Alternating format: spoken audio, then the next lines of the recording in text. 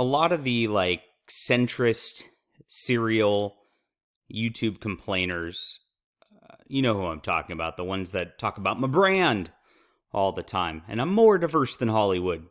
Those guys never really do anything to lift a finger to point out anything else that's cool, point out anything they like that's not corporate. They just go back to Star Wars and Disney over and over and over again. And it's just like watching somebody slowly drive a nail into their own skull with a hammer and then try to get clicks for it, I guess. So we do a lot of course, highlighting the negative things that go on in culture, but I also try to periodically show the nicer things. Now, the hard part is it does not get clicks. And this is why you will never see anything like this in The Federalist or the Daily Wire or anything like that. All those companies love to just sit there and be like, why are there no conservatives in the arts? Oh my gosh. And then they never mention the fact that there are. And there are good independent people in the arts that are worth supporting and worth checking out. We're going to go over a few of those today. Hi, my name is John Delarose. I am the leading Hispanic voice in science fiction, #1 best-selling author and award-winning comic creator. I have my own Indiegogo out right now, A High School Girl in the Crusades. Lots of fun, PG, good, excellent, just fun, fun, fun. That's what we're trying to provide here. Something a little different than you'd get from corporate entertainment. And we're going the manga route this time because we love manga and we want to show our appreciation for the genre. So check it out. That link's in the description below. But there's also a couple other things on Kickstarter and Indiegogo that I'm checking out and I very much enjoy. And I want to show you right now. The first one is going to be La Granja Deluxe Master Set.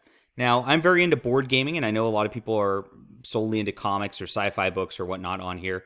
But board gaming is a good family hobby that you can sit around the table with your loved ones and friends, kids, whatever, and you're not staring at a screen. And I like that. I think a lot of our culture, of course, is too much of staring at screens. So I'm big into board games. It's something we've been doing a lot lately. And La Granja, of course, speaks to me as the leading Hispanic voice in science fiction. It is about farming on the island of Majorca outside of Spain. And good stuff. Some big name heavy hitter designers worked on this from Europe. And the art looks really cool. It looks like a kind of heavy game. It's an older game that they are redesigning for now, but they're trying to make it prettier, and I really like it. You can see it's already made 220,000. Very successful stuff. It's got good art. It's got good components. It's got nothing degenerate out of it, and I think that's the type of thing I like to show off in culture. So that's on Kickstarter now. I'm probably going to back it towards the end of things. It's an expensive one. But board games are like that, and to get good quality, you got to pay the price. Next is something I already got. I just got this in the mail the other day, and I've been reading it. It's the She Omnibus from Billy Tucci. Billy Tucci is an independent comic artist who's been working for 30 years in the industry.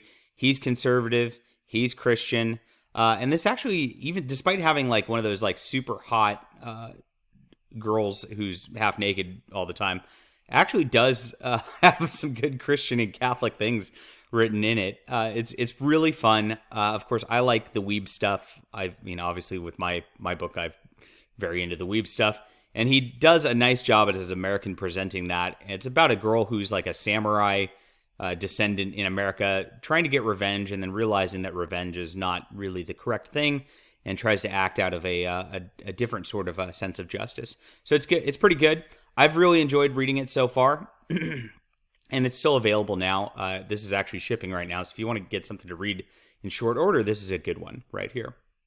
All right, another thing I'm backing is Arsene Lupin, Gentleman Thief, and this is from Magnetic Press. I find myself reading a lot more European comics now than American comics, and it's just because they're a little more, I'd say, mature, and not in the not necessarily in the deviant sense of mature, that they don't have the same sensibilities of showing breasts or not that Americans do for sure in their art a lot of the time. But this looks pretty good. It's got like that steampunky vibe to it and that like Victorian vibe, which I really like, that era of storytelling.